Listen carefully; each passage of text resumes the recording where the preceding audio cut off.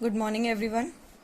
Second type of reaction discuss करने जा रहे हैं आज हम कि मेटल कार्बोनेट और मेटल हाइड्रोजन कार्बोनेट जब रिएक्ट करेंगे एसिड्स के साथ तो क्या सब्सटेंस की फॉर्मेशन होगी और कौन सी गैस है जो लिबरेट होगी और कैसे हम उस गैस को डिटेक्ट कर पाएंगे।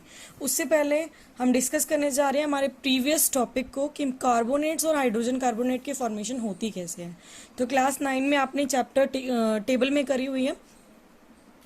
टेबल में था आपके फॉर्मूलाज कि कार्बोनेट्स का, हाइड्रोजन कार्बोनेट्स का, सल्फेट्स का, नाइट्रेट्स का क्या फॉर्मूला होता है। उन्हीं फॉर्मूले का यूज़ करके हम एक कंपाउंड का केमिकल फॉर्मूला बनाने जा रहे हैं। फॉर एग्जांपल मेटल कोई भी ले सकते हो आप। पोटेशियम हो गया, मैग्नीशियम, कैल्शियम, एल्यूमिनियम, जो भी आप लेना चाहो। यहाँ मैंने सोडियम का एग्जाम्पल लिया है।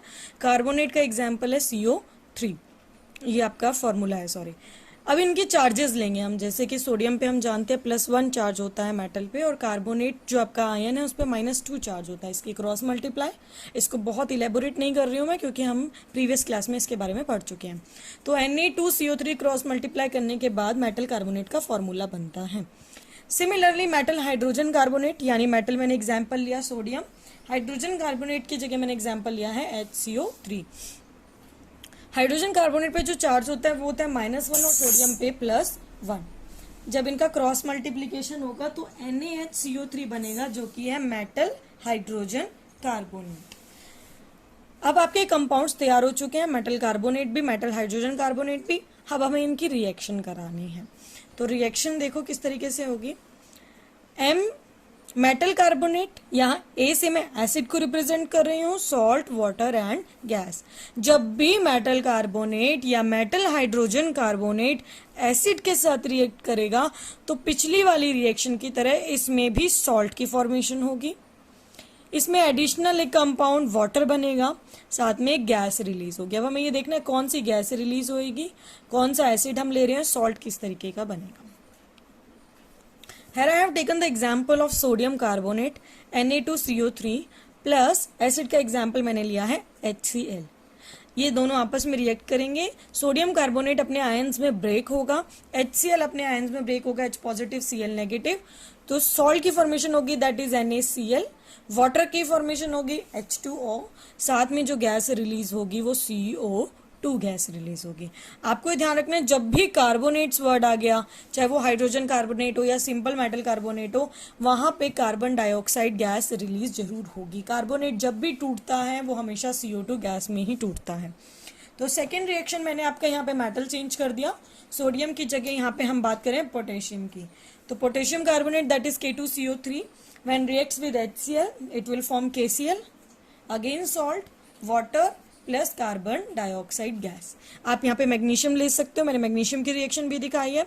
एल्यूमिनियम भी ले सकते हैं आप। यहाँ पे कोई और कंपाउंड लेना चाहते हैं, कॉपर लेना चाहते हो, कॉपर ले सकते हो। कॉपर कार्बोनेट बनेगा, इधर कॉपर क्लोराइड बनेगा, यहाँ वाटर, और ऑब्वियस सी बात है CO2 गैस रिलीज होगी। ये हमने फर्स्ट रिएक्शन डिस्कस करी है मेटल कार्बोनेट के बारे में। सेम रिएक्शन अब हम मेटल हाइड्रोजन कार्बोनेट के साथ करेंगे। Metal hydrogen carbonate, sodium hydrogen carbonate, मैंने यहाँ पे एग्जाम्पल लिया है NaCO3।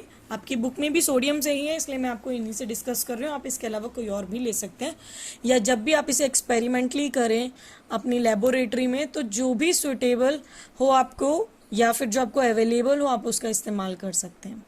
HCl के साथ रिएक्शन करेंगे तो सोडियम क्लोराइड, सॉल्ट की फॉर्मेशन होगी, पानी निकलेगा और CO2 गैस रिलीज होगी। अब जो आपका क्वेश्चन अराइज होता है कि how we will detect the gas. Detection में क्या है, आपको ये डिस्कस करना है यहाँ पर कि हमारे पास गैसेस बहुत हैं, हाइड्रोजन है, नाइट्रोजन है, CO2 है। एक तो हमें ये पता चल गया हमारी इस रिएक्शन में ये वाली गैस निकलनी है। जैसे हमें पता चला लास्ट रिएक्शन में हाइड्रोजन गैस थी, फर्दर इस रिएक्शन में हमारी कार्बन डाइऑक्साइड गैस है। इसके अलावा ऑक्सीजन, नाइट्रोजन डाइऑक्साइड और बहुत सारी ऐसी गैसेज हैं जो रिलीज होती हैं ड्यूरिंग द रिएक्शन। तो हमें कैसे पता चले कि CO2 गैस ही रिलीज हुई है।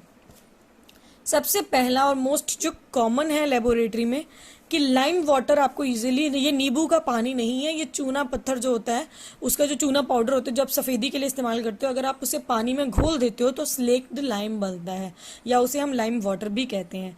ये लाइम वाटर आपको डाइल्यूट फॉर्म में, कंसनट्रेटेड फॉर्म में आपकी लेबोरेटरी में इजीली बॉटल्स में अवेलेबल होता है। जब आप उसमें से CO2 गैस डिलीवरी ट्यूब्स होती हैं उसके थ्रू पास करवाई जाती है, पास करते हैं तो कुछ वाइट पीपीटी बनता है, यानी कुछ दूधिया सा मिल्की सा सब्सटेंस बनता है, और वाइट कलर के उसके प्रेसिपिटेट जमने शुरू हो जाते हैं। वाइट थोड़ा क्या है, स्टिकी सा सब्सटेंस बनना शुरू होता है, पेस्ट बनना शुरू होता है। जैसे आप टूथपेस्ट इस्तेमाल करते हो ऐसा पेस्ट तैयार होता है। तो वो जो वाइट प्रेसिपिटेट बन रहे हैं वो एक्चुअल में कैल्शियम कार्बोनेट के हैं। कैल्शियम कार्बोनेट साथ में किसकी फॉर्मेशन होगी, पानी की फॉर्मेशन होगी। अब देखो ये जो वाइट पीपीटी बना, ये हमें क्या क्या इंडिकेट करेगा कि CO2 यहाँ पे रिलीज हुई है या नहीं। कैसे पता चलेगा कि it turns lime water milky. जो लाइम वाटर आपने ट्रांसपेरेंट लिया था वो अब मिल्की होना शुरू हो गया, यानी उसमें कुछ वाइट कलर का सब्सटेंस है जिसकी फॉर्मेशन होनी स्टार्ट हो गई है ड्यूरिंग द रिएक्शन।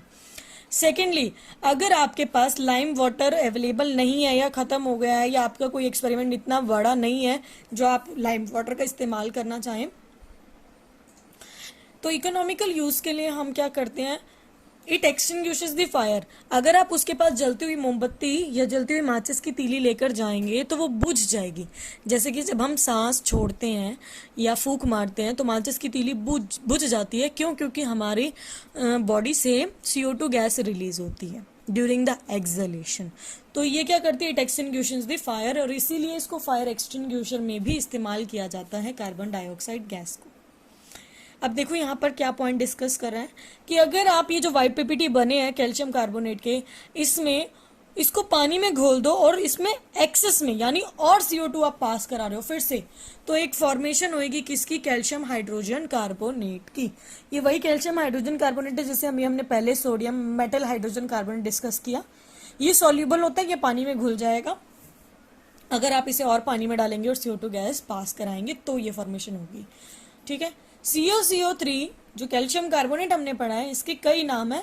ये अलग अलग फॉर्म में प्रेजेंट होता है। लाइमस्टोन जिसे हम चूना पत्थर कहते हैं, घर में सफेदी के लिए, वाइट वॉशिंग के लिए इस्तेमाल होता है। चौक जो हम लोग स्कूल में बोर्ड पे लिखने के लिए इस्तेमाल करते हैं, उस चौक का भी सेम फॉर्मूला है। मार्बल जो घर में हम संगमरमर के पत्थर लगाते हैं वो उसका भी सेम फॉर्मूला है कैल्शियम कार्बोनेट। तो अब मैं आपको इस टॉपिक में वो बता रही हूँ जो 1 मार्क के क्वेश्चन अराइज होंगे। फर्स्ट ऑफ ऑल तो मोस्ट इंपॉर्टेंट यहीं से कि लाइमस्टोन का फॉर्मूला क्या है, चौक का फॉर्मूला क्या है, या मार्बल का फॉर्मूला क्या है, ये कैल्शियम कार्बोनेट किसका फॉर्मूला है।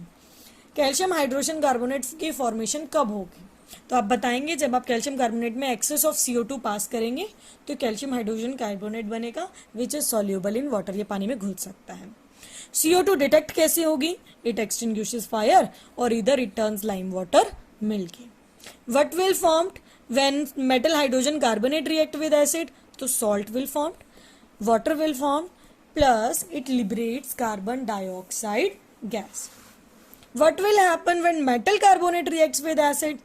Whenever a metal carbonate react with an acid, salt will form, water will release, plus carbon dioxide gas will liberate. तो ये हमारा आज का टॉपिक था। Second type of reaction most important type है। 1 mark में, 2 मार्क में, 3 मार्क में, पूरे एक आपका लॉन्ग टाइप क्वेश्चन में भी तैयार हो सकता है।